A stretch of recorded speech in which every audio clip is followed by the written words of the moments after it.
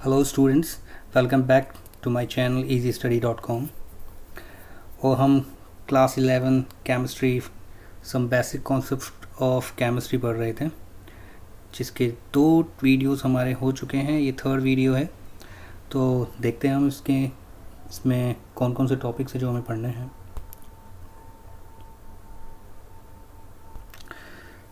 So atomic mass, okay. तो chapter के अंदर अब जो पार्ट आने वाला है वो स्पेशली जो है न्यूमेरिकल पार्ट में काफ़ी हेल्प करेगा आपको। इससे रिलेटेड काफ़ी न्यूमेरिकल्स भी आते हैं छोटे छोटे, और ये जो है टॉपिक्स, ये वही टॉपिक्स हैं जो आपने क्लास 9th में पढ़े थे, और तो ज़्यादा प्रॉब्लम नहीं आएगी, समझ में आ जाएगा इजीली। मॉल कॉन्सेप्ट है, एटॉमिक मास है, मॉलिक्यूलर मास है, ग्राम मॉलिक्यूलर मास, ग्राम एटॉमिक मास, ग्राम फॉर्मूला मास, यही सारी डेफिनेशंस हमको पढ़नी है। इसमें 2-3 डेफिनेशंस हैं जो शायद न्यू होंगी, बाकी अदर सारी डेफिनेशंस जो हैं वो हम पहले पढ़ चुके हैं, कुछ भी ऐसा नहीं है जो नया है। ओके, तो हम एक एक करके टॉपिक को देखते हैं। फर्स्ट है हमारा एटॉमिक मास। एटम जो है ऑलरेडी हम जानते हैं कि एटम क्या है।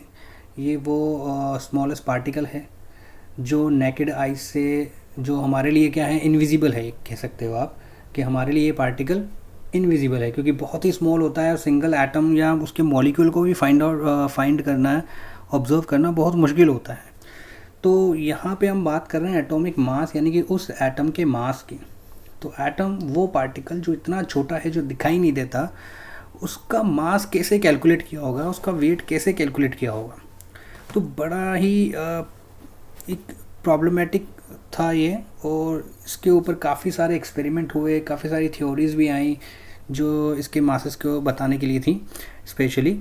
तो लास्ट में एक जो है एटॉमिक मास के लिए एक पर्टिकुलर, एक परफेक्ट जो है डेफिनेशन और एक परफेक्ट एक एग्जांपल जो बताया गया, उसको कैसे एक एटम का हम मास कैलकुलेट कर सकते हैं, एक मेथड जो दिया गया वो यूज़ किया गया। और अभी भी हम काफ़ी जो है एटम्स और मॉलिक्यूल्स और अदर मॉलिक्यूलर मास होते हैं, फार्मूला मास होते हैं, वो उसी के बेस पर निकालते हैं, यानी कि उसी मेथड को यूज़ करके निकालते हैं।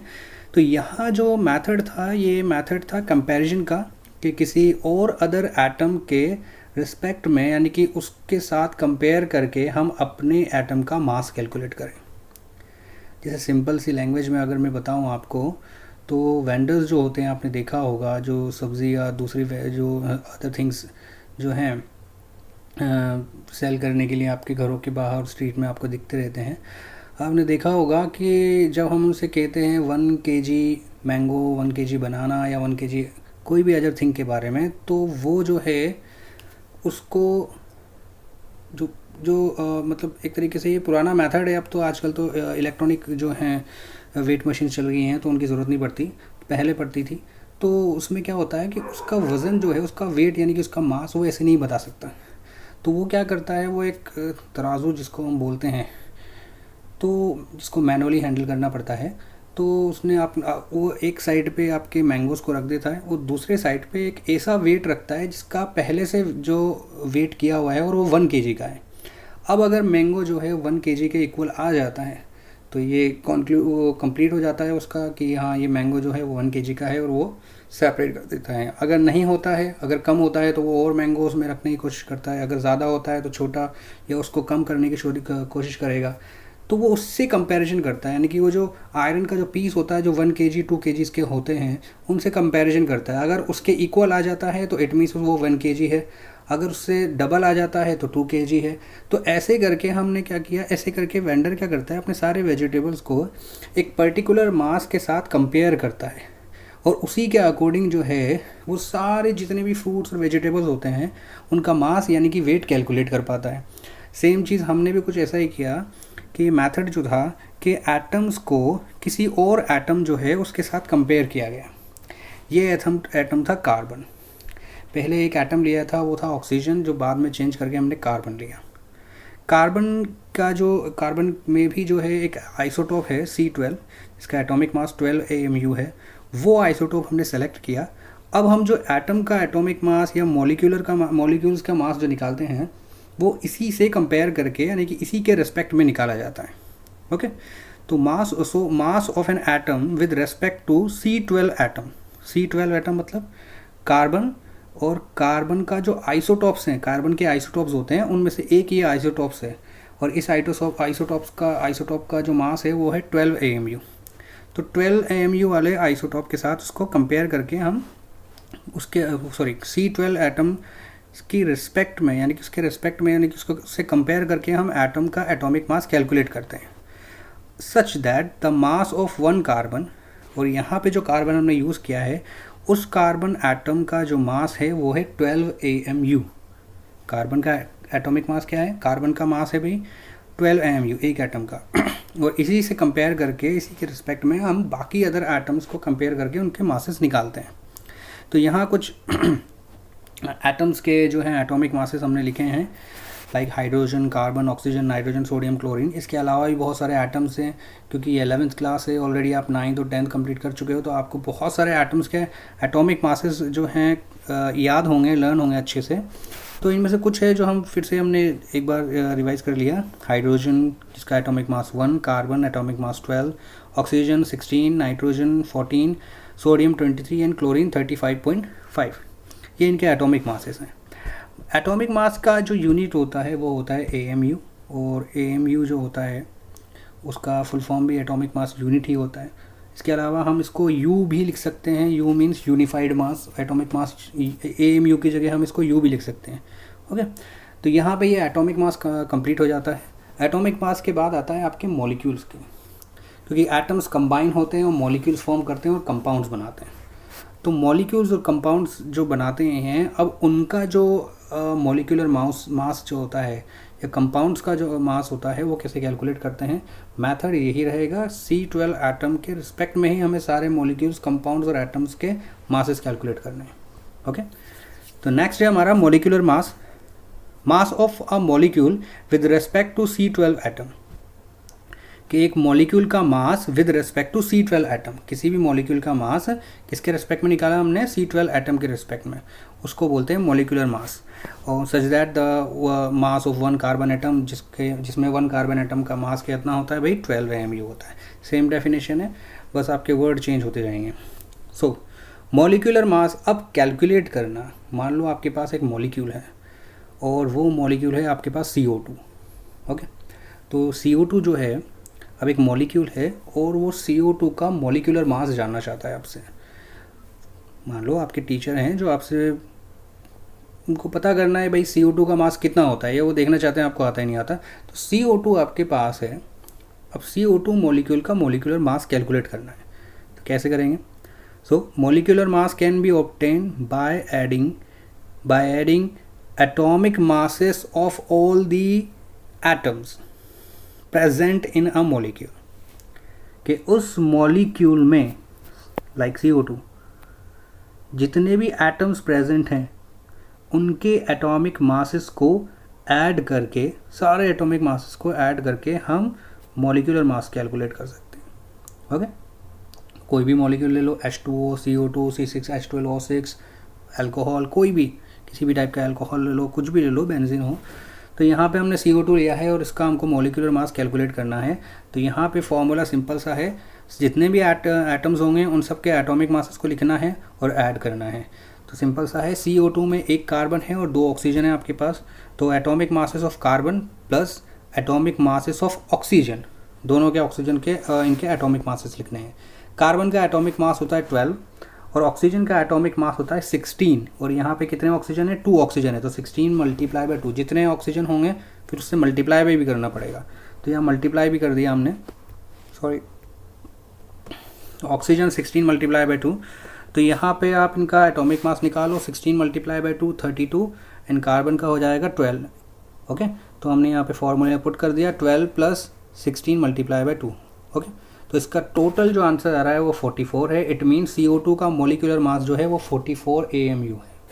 ओके, तो ये मॉलिक्यूलर मास है। ऐसे ही आप H2O का निकाल सकते हो। हाइड्रोजन जो है वहाँ पे H2O में 2 होते हैं, 2 हाइड्रोजन एटम्स हैं एंड 1 ऑक्सीजन एटम है। हाइड्रोजन का एटॉमिक मास 1 होता है और उसमें 2 एटम है, तो 1 मल्टीप्लाई बाय 2 करना है आपको, और ऑक्सीजन का 16 है। तो H2O का एटॉमिक मास जो आप मॉलिक्यूलर मास जो आप कैलकुलेट करके निकालोगे ऐसे ही इसी फॉर्मेशन में, तो आपको मिलेगा कितना? 16 एंड 2 10 18। ओके, तो ऐसे ही आपको जो है बड़े मॉलिक्यूल्स लेने हैं, छोटे मॉलिक्यूल्स नहीं लेने हैं, आप बड़े मॉलिक्यूल्स लो। आप ग्लूकोज का फॉर्मूला ले सकते हो, इससे स्टार्ट करो C6H12O6, फिर इससे बढ़ते चले जाओ और जो है आपके सॉप वाला जो मॉलिक्यूल था C17H35COON है, आप वो भी ले सकते हो। प्रैक्टिस के लिए बहुत अच्छे होते हैं आपके लिए। तो यहाँ पे मॉलिक्यूलर मास हमने समझ लिया क्या होता है, और उसे कैलकुलेट करने का फॉर्मूला क्या है, sum of atomic masses of atoms present in a molecule. Okay, next molecular mass. ये मॉलिक्यूलर मास जो फॉर्मूला है ये मॉलिक्यूल्स पे अप्लाइड होता है, आयनिक कंपाउंड्स पर अप्लाई नहीं करते। आयनिक कंपाउंड्स का जो है तो जो टोटल मास निकालने का फॉर्मूला जो है वो भी सेम ऐसा ही है, मैनर सेम यही है, बट ये वो आयनिक कंपाउंड्स हैं, वो मॉलिक्यूलर नहीं है, वो मॉलिक्यूल्स नहीं है। तो हम आयनिक कंपाउंड्स जो हैं उनके जो हैं टोटल मास कैलकुलेट करने का फॉर्मूला क्या होगा और उनको क्या कहें। ओके, नेक्स्ट है फॉर्मूला मास। फॉर्मूला मास जो होता है वो आयनिक कंपाउंड्स का जो टोटल मास होता है वो होता है formula mass. It is the mass of the ionic compound with respect to C12 atom, यानी कि C12 एटम के रिस्पेक्ट में हम जो आयनिक कंपाउंड का मास कैलकुलेट करते हैं उसको फॉर्मूला मास कहते हैं। Okay, sum of all the masses of all ions present in ionic compound, कि जितने भी आयंस जो हैं आयनिक कंपाउंड्स में प्रेजेंट रहते हैं उनके मासेस का सम जो होता है वो फॉर्मूला मास होता है। यानी कि सेम मेथड है, आपको कंपाउंड दिया जाएगा, सारे एटम्स का एटॉमिक मास लिखना है, उनको ऐड करना है और टोटल एटॉमिक मास निकालना है, टोटल जो है आयनिक मास या फॉर्मूला मास या मॉलिक्यूलर मास निकालना है। तो हमने यहाँ पे एक सोडियम क्लोराइड जो है एक आयनिक कंपाउंड लिया है जो कि एक सॉल्ट है।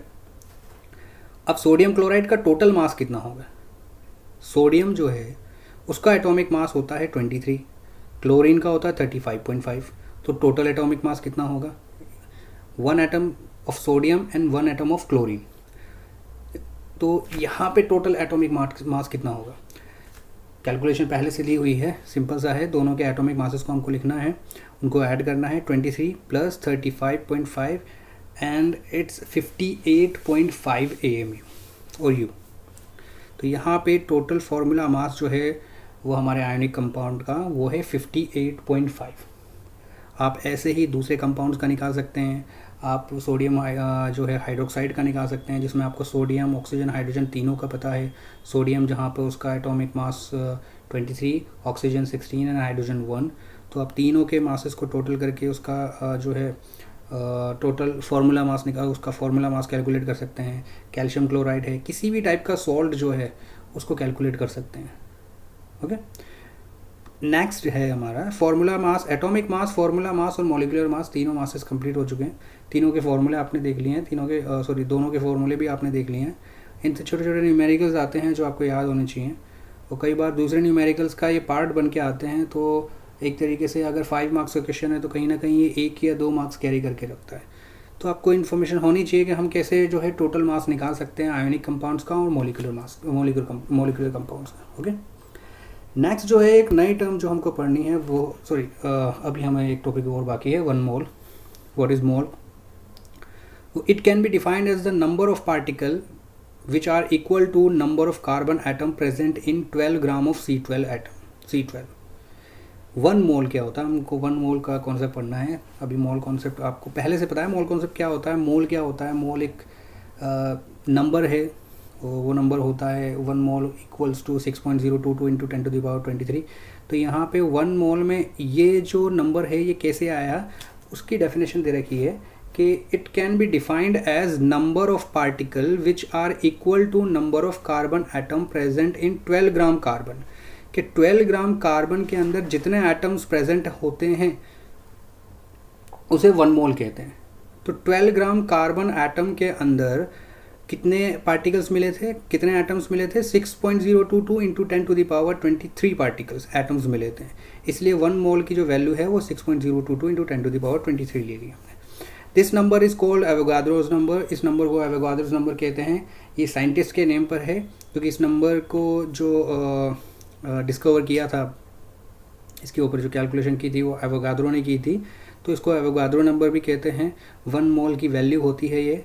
सो 12 ग्राम कार्बन में जितने भी कार्बन एटम प्रेजेंट होते हैं उसको 1 मोल कहते हैं। और 12 ग्राम कार्बन में कितने कार्बन एटम हैं, 6.022 इंटू 10⁻23।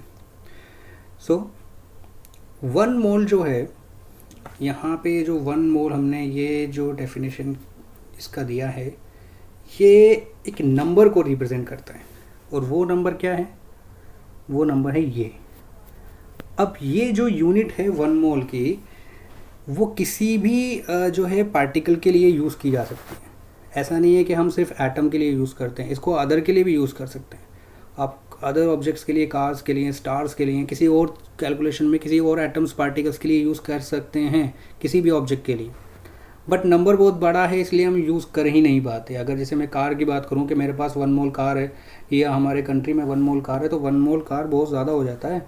6.022 इंटू 10 की पावर 23 एक बहुत बड़ा नंबर है, तो इसलिए हम यूज़ नहीं करते। लेकिन हम यूज़ कर सकते हैं। ऐसा नहीं है कि सिर्फ ये एटम्स के लिए ही है और किसी और पार्टिकल या और किसी चीज़ के लिए यूज़ नहीं कर सकते, आप यूज़ कर सकते हो। इट्स ओनली अ नंबर, ये सिर्फ एक नंबर को रिप्रेजेंट करता है। जैसे आपका किलो जो होता है, जो 1000 को रिप्रेजेंट करता है, तो वो लेंथ में, मीटर में एज अ मीटर, और वेट में किलोवाट जिसको बोलते हैं उसमें यूज़ कर लिया जाता है। ऐसे ही 1 मोल को भी यूज़ किया जा सकता है। सो 1 मोल की वैल्यू 6.022 इंटू 10⁻23, और इसको क्या कहते हैं हम, एवोगाड्रोस नंबर। 1 मोल कंप्लीट हो गया हमारा। अब जो है एटॉमिक मास, मॉलिक्यूलर मास और फॉर्मूला मास, इन तीनों का एक और रूप है जो ग्राम की फॉर्म में है। तो फर्स्ट है हमारा ग्राम एटॉमिक मास। अब ये जो वैल्यूज़ होती है मासेस की और इनके ग्राम्स के अंदर जो मासेस उनकी, ये इक्वल होती है, एक दूसरे के बिल्कुल इक्वल होती है, ठीक है। तो ग्राम एटॉमिक मास क्या होता है, it is defined as the mass of an element in gram. किसी भी एटम का मास अगर हम ग्राम में लिखेंगे तो वो ग्राम एटॉमिक, उसकी न्यूमेरिकल वैल्यू जो होगी वो ग्राम एटॉमिक मास होता है। और ग्राम एटॉमिक मास की जो न्यूमेरिकल वैल्यू होती है वो एटॉमिक मास के इक्वल होती है। मींस हाइड्रोजन का एटॉमिक मास होता है 1, तो हाइड्रोजन का ग्राम एटॉमिक मास जो होगा वो भी 1 होगा। तो एटॉमिक मास जो होगा हाइड्रोजन का वो होगा 1 U, और ग्राम एटॉमिक मास होगा 1 ग्राम। बस उसका यूनिट चेंज हो जाएगा, वैल्यू सेम रहेगा, जो मैग्नीट्यूड है वो सेम रहेगा, और यूनिट चेंज हो जाएगा, यू की जगह वो ग्राम में यूज़ किया जाएगा। यहाँ पे एक एग्जांपल लिया हुआ है, atomic mass of carbon. Carbon का एटॉमिक मास जो होता है वो 12 U होता है, एंड ग्राम एटॉमिक मास भी 12 होता है, बट वो ग्राम्स में होता है। तो यहाँ ग्राम्स में दिया हुआ है 12 gram. Atomic mass is equals to gram atomic mass. दोनों के मैग्नीट्यूड यानी कि वैल्यूज जो होती हैं, न्यूमेरिकल वैल्यू, वो इक्वल होती हैं। सेम मॉलिक्यूलर मास में है को जो है, उसमें भी किसी भी मॉलिक्यूल का जो मॉलिक्यूलर मास होता है वो उसके ग्राम मॉलिक्यूलर मास के इक्वल होता है। बस वो जैसे मैंने बताया अभी, यूनिट जो होती हैं वो अलग अलग होती हैं। अगर मॉलिक्यूलर मास कैलकुलेट करेंगे तो यू जो होगा, या AMU जो है यूनिट यूज़ करेंगे, और अगर ग्राम मॉलिक्यूलर मास कैलकुलेट करेंगे तो उसकी जगह पे हमको ग्राम जो होता है वो यूनिट यूज़ करना पड़ेगा। So it is defined as the mass of a ionic compound in grams whose numerical value is equal to its formula mass. Okay, formula mass की जगह यहाँ पे मॉलिक्यूलर मास आएगा। Okay, so it is defined as the mass of, okay, ये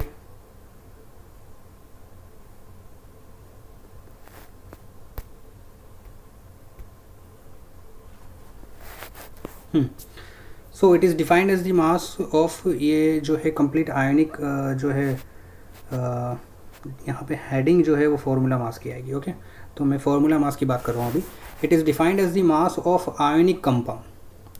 आयनिक formula mass जो होता है वो आयनिक कंपाउंड के लिए होता है, हमने पहले बात कर ली।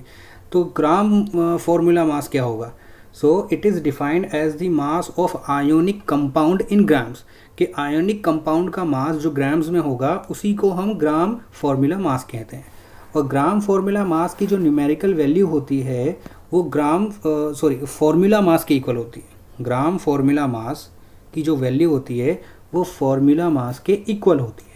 एग्जाम्पल, सोडियम क्लोराइड एक आयनिक कंपाउंड है NaCl, और सोडियम क्लोराइड का टोटल यानी कि उसका फार्मूला मास जो होता है वो होता है 58.5। ये आपका 58.5 है। ओके, और यहाँ पे जो ग्राम फार्मूला मास होगा उसका वो भी 58.5 होगा, बस यूनिट चेंज हो जाएगा, यहाँ पे U और ग्राम के लिए ग्राम यूज़ करेंगे। ओके, तो दोनों यानी कि gram formula mass and gram formula mass दोनों एक दूसरे के इक्वल होंगे। ओके, ये ग्राम फॉर्मूला मास था। यहाँ पे हेडिंग जो है ये फॉर्मूला आएगा। ओके, बाकी सब सीखे, ठीक है। नेक्स्ट है ग्राम मोलिकुलर मास। यहाँ पे मोलिक्यूल आएगा। It is defined as a mass of molecule. एक मॉलिक्यूल का मास किस यूनिट में, ग्राम्स में, तो हम उसको बोलेंगे gram molecular mass. It is defined as the mass of a molecule in grams whose numerical value is equals to its molecular mass। यानी कि आपका जो मॉलिक्यूल है उसके मास को अगर हम ग्राम में डिफाइन करेंगे तो वो ग्राम मोलिकुलर मास होगा, और अगर उसको हम यू यानी कि AMU में शो करेंगे तो वो मोलिकुलर मास होगा। ओके, तो वैल्यू जो है दोनों का सेम रहेगा। पहले फिर दोनों बार आ चुका है, इसमें भी सेम है, बस यूनिट चेंज हो जाता है। एक और एग्जांपल मोलिकुलर मास का, जिसमें हमने एक मॉलिक्यूल लिया है H2O। H2O का मोलिकुलर मास होता है 18U, और ग्राम मोलिकुलर मास भी क्या होगा 18, but in grams. Okay, next molecular mass is equals to gram molecular mass. Numerical value दोनों की क्या होगी, इक्वल होगी। तो यहाँ पे डेफिनेशंस थी, बंच ऑफ डेफिनेशंस थी, ईजी थी, समझ में आने वाली थी। इनमें से कुछ तो आपके पहले भी आ चुकी हैं। आपको इन्हीं के ऊपर थोड़ा सा जो छोटे छोटे न्यूमेरिकल्स हैं वो करने हैं, और टॉपिक्स को अच्छे से स्ट्रॉन्ग करना है, क्योंकि इससे रिलेटेड जो है अब जो आगे जो टॉपिक पढ़ेंगे और न्यूमेरिकल्स करेंगे उनके अंदर आपको हेल्प मिलेगा। तो ऐसा नहीं है कि छोटी छोटी डेफिनेशन है तो हम इसको छोड़ देंगे, नहीं, इनको आपको ज़्यादा टाइम देने की भी ज़रूरत नहीं है, आपको बस सॉल्व करना है। न्यूमेरिकल पार्ट जो है सॉल्व करो आप, और आप खुद ही क्वेश्चंस बना सकते हो। जैसे आपने ग्लूकोज ले लिया, उसका ग्राम मोलिकुलर मास और मोलिकुलर मास निकालना है आपको, ऐसे कैलकुलेट कर सकते हो। या उसी के अंदर कह सकते हो कि सिर्फ हाइड्रोजन का जो है टोटल मास कैलकुलेट करना है ग्राम्स के अंदर, या कार्बन का, तो आप तीनों के अलग अलग मासेस निकाल सकते हो। पूरे मॉलिक्यूल का एक साथ निकाल सकते हो, ग्राम्स में निकाल सकते हो, AMU में निकाल सकते हो। आप खुद भी क्वेश्चन बना सकते हो। उसके अलावा बुक के अंदर पहले से जो है क्वेश्चंस हैं, और जब चैप्टर कंप्लीट हो जाएगा तो हम कुछ जो है क्वेश्चंस जो होंगे कुछ हमारी तरफ से वो भी देंगे आपको, ताकि आपकी जो है प्रैक्टिस चलती रहे इनके ऊपर। ओके, तो यहाँ पे ये सारे टॉपिक्स हमारे कंप्लीट होते हैं। तो इन डेफिनेशंस पर के सामने यहाँ पे इस चीज़ का ध्यान रखना, यहाँ पे मॉलिक्यूलर मास है, और इससे प्रीवियस वाले में यहाँ पे फार्मूला मास आएगा। थोड़ा सा डिस्प्लेस हो गया दोनों के एक दूसरे से। ओके, तो यहाँ पे हमारा पार्ट कंप्लीट होता है। नेक्स्ट हमारा पार्ट जो है हम कोशिश करेंगे जल्दी स्टार्ट करें, तब तक आप इनके ऊपर फोकस कीजिए। Okay, thank you.